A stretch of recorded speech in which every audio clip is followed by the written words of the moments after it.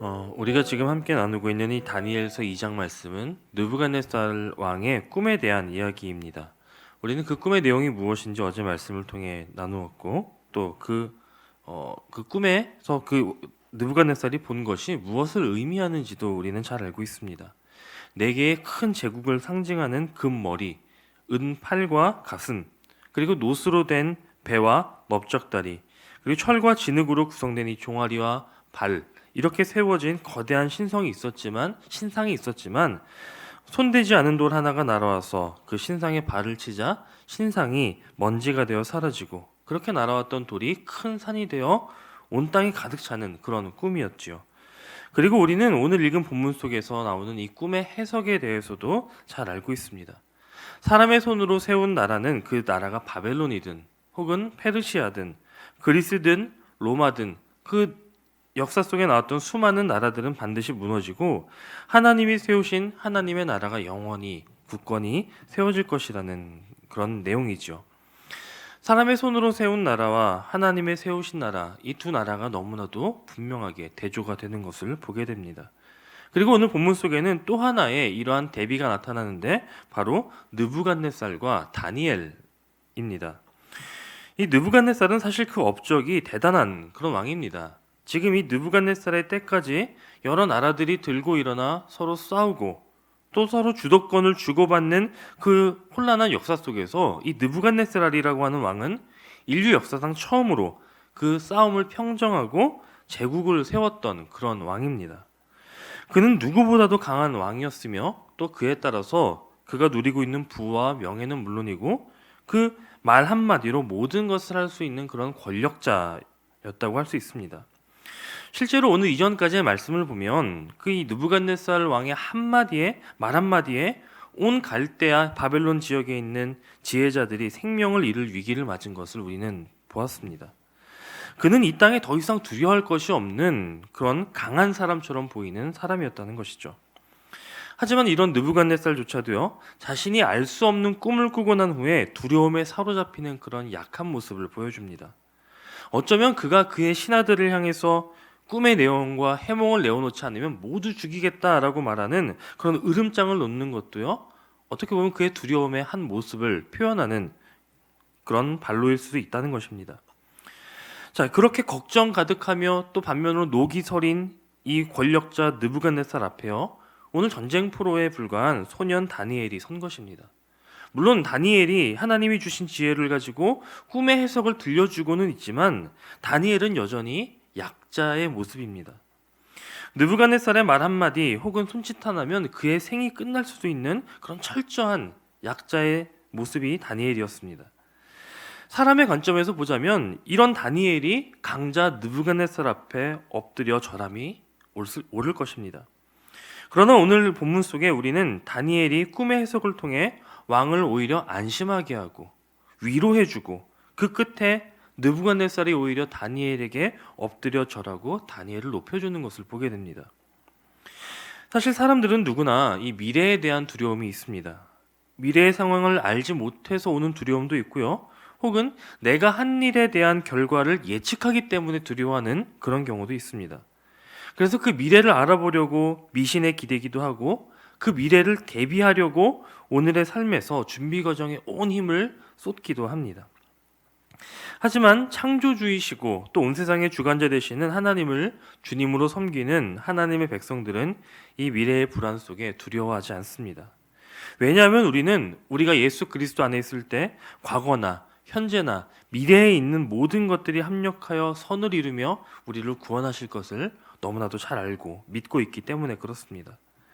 그래서 우리가 바라보는 세상의 모습이 마치 느부갓네살이 본 것처럼 두려워 떨 정도의 큰 신상의 모습으로 우리에게 다가온다 할지라도 우리는 그러한 것들조차 하나님의 돌 하나에 모두 순식간에 무너지고 사라질 존재임을 알기 때문에 주님이 주시는 그 평강 가운데 담대하게 미래를 맞이할 수 있는 것이죠. 이런 면에서 보면 우리가 살고 있는 이 세상은 미래에 대한 확신 속에 평강을 누리며 살아가는 하나님의 백성들과 또 미래에 대한 불안 속에 두려워하며 떨고 있는 이들이 함께 살아가는 공존하는 그런 세상이라고 할 수 있을 것입니다.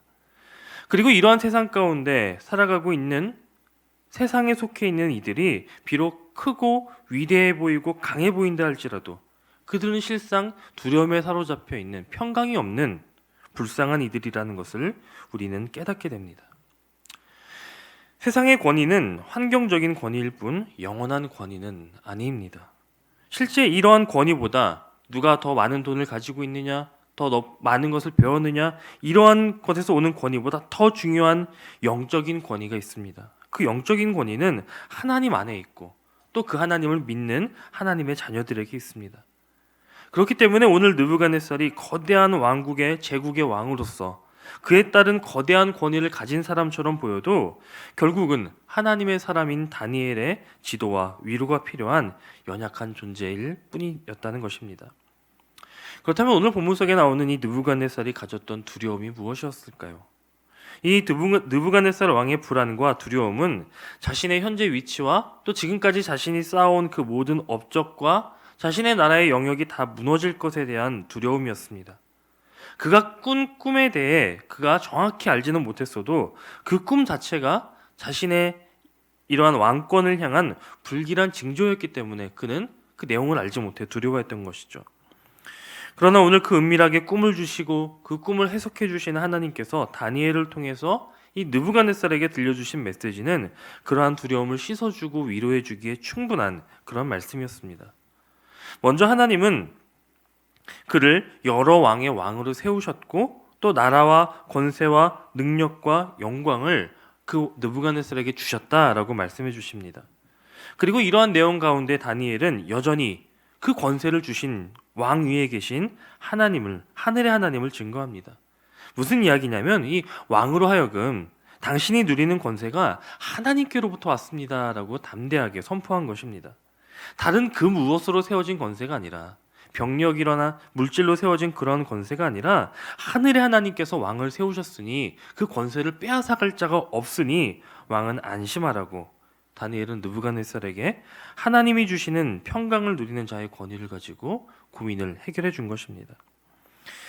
이 과정 속에 다니엘은 느부갓네살이 자신의 나라를 파괴한 정복자라고 해서 그를 이역만리 바벨론 땅에 포로로 끌고 온 지배자라고 해서 그를 미워하거나 그의 고통을 즐거워하는 그런 모습을 보이지 않습니다. 다니엘은 끝까지 느부갓네살을 불쌍히 여기며 그의 고난을 해결해주는 위로자의 위치에 있음을 보게 됩니다. 어쩌면 오늘을 살아가고 있는 모든 그리스도인들, 하나님의 백성들은 언제나 이런 다니엘과 같은 위치에 서 있는 사람들이라고 할 수 있습니다. 두려워서 떨고 있는 세상의 모든 이들의 고통과 고민을 해결해주는 참된 위로자의 위치에 서야 한다는 것입니다. 그들의 고통을 해결해주고 또 더 나아가서 그들에게 평강을 주는 역할을 해야 하는 사람들이 바로 우리들입니다. 그리스도인들은 우리가 앞서 찬양했던 것 같이 흑암에 앉아 신음하고 있는 이들에게 그들에게 보내진 존재라는 것을 기억해야 합니다. 물론 이것이 우리의 힘과 또 우리의 능력으로 되는 것은 아닙니다. 우리가 가진 지혜로 되는 것도 아니며 오직 다니엘처럼 하나님이 주시는 지혜와 하나님이 주시는 마음을 가졌을 때만 가능합니다. 그리고 그 위로함이라고 하는 것조차도요, 마냥 그 사람의 기분을 풀어주려고 맞춰주려고 그렇게 하는 것이 아니라 참 진리가 되시는 영적인 권위를 가지시는 하나님의 뜻을 밝히 보여주는 데 있다는 것입니다. 세상 사람들의 불안 또 그 두려움, 그 실체 역시 느부갓네살이 가졌던 것과 마찬가지입니다. 세상 사람들이 두려워하는 이유는 자신의 존재가 하나님 안에 있음을 알지 못하기 때문에 나타나는 결과입니다. 온 세상을 지으시고 다스리는 하나님 안에 속해 있지 못하기 때문에 오는 그 두려움이라는 것이죠. 그런 그들에게 필요한 것은 다니엘이 느부갓네살에게 알려준 것 같이 그들의 모든 삶이 하나님의 주권 안에 있고 그들의 모든 존재가 마찬가지로 하나님 안에 있으며 무엇보다 그들이 맞이하게 될 모든 미래의 일들도 하나님 안에 있다는 것을 알려주는 일입니다. 오늘 우리를 자녀로 부르시고 또 우리에게 영적인 권위를 주신 그 하나님, 세상의 모든 나라보다 크고 위대하시며 모든 미래를 주관하시는 그 하나님, 그 하나님을 전하고 그 하나님의 뜻을 전함으로 세상의 많은 이들에게 참 평강과 위로를 전하는 우리 모두가 되기를 주님의 이름으로 간절히 축원합니다.